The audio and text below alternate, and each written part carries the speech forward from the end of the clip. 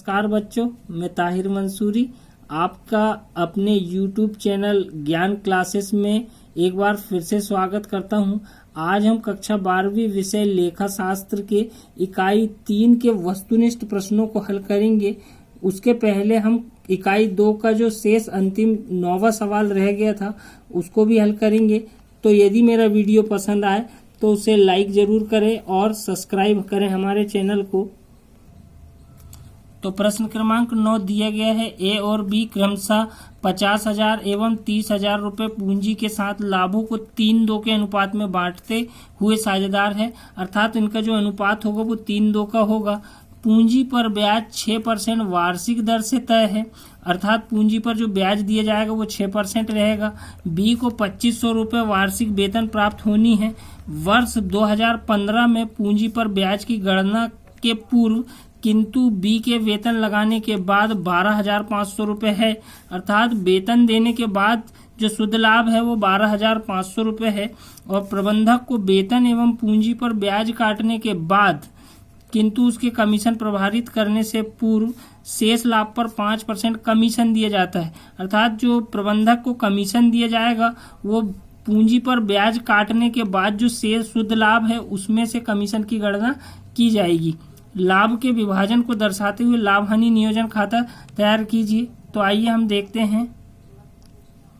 तो सबसे पहले हम लाभ हानि नियोजन खाते का प्रारूप बनाएंगे 31 मार्च 2015 को समाप्त होने वाले वर्ष के लिए। तो विवरण राशि हमें सवाल में शुद्ध लाभ दिया गया है जिसे हम शेष लाया गया करके भी लिख सकते हैं 12,500 रुपये। और पूंजी पर ब्याज, ए की जो पूंजी है वो 50,000 रुपये है। 50,000 का 6% निकालेंगे तो 3,000 रुपये आएगा। बी की जो पूंजी है 30,000 है, उसका 6% निकालेंगे तो 1,800 रुपये आएगा। प्रबंधक का जो कमीशन है वो वेतन और पूंजी पर ब्याज देने के बाद शेष लाभ का 5% निकालना है। तो वेतन तो पहले ही काट दिया गया है, केवल हमें पूंजी पर ब्याज को घटाना होगा। तो हमारा जो शुद्ध लाभ है वो 12,500 रुपये दिया गया है। उसमें से हम 4,800 अर्थात ए का पूंजी पर ब्याज और बी का पूंजी पर ब्याज, ए का जो है 3,000 रुपये है और बी का जो है 1,800 रुपये है, ये दोनों का घटा देंगे। अर्थात 4,800 रुपये पूंजी पर, दोनों को जोड़कर 4,800 रुपये 12,500 में से घटा दिया जाएगा। तो 7,700 रुपये का 5% प्रबंधक का कमीशन निकाला जाएगा। तो 7,700 का 5/100 अर्थात 385 रुपये जो है वो कमीशन निकलकर सामने आएगा। अब इतनी रकम को हम जोड़ लेंगे, योग देखा जाएगा कि किस पक्ष का ज्यादा है। तो क्रेडिट पक्ष में 12,500 का योग ज्यादा है। 12,500 में से 3,000 और 1,800 और 385 इन रकमों को जोड़ दिया जाएगा तो 5,185 रुपये घटा दिया जाएगा। तो उसके बाद जो शेष बचेगा वो जो लाभ होगा वो साझेदारों के पूंजी खाते में हस्तांतरित किया जाएगा। तो यहाँ पर 7,315 रुपये शेष बचते हैं और इनका जो अनुपात है वो 3:2 है। तो यहाँ पर 3 और 2 5 का भाग देकर एक भाग की कीमत निकाली जाएगी। तो यहाँ पर एक भाग की जो कीमत आएगी वो 1,463 रुपये आएगी। तो आ का जो भाग है वो 3 है तो 3 का गुणा किया जाएगा और 1,463 में 2 का गुणा किया जाएगा।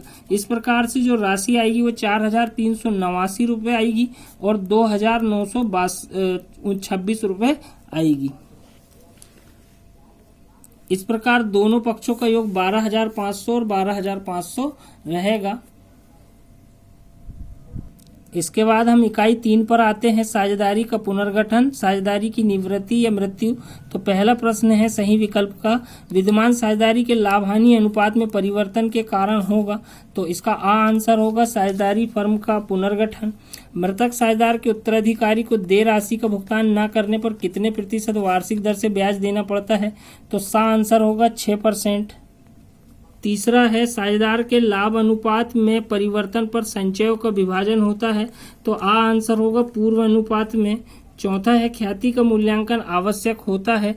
तो आंसर होगा इसका साझेदारी के लाभानुपात में परिवर्तन के समय। पांचवा है नए अनुपात में से पुराना अनुपात घटाने पर प्राप्त होगा।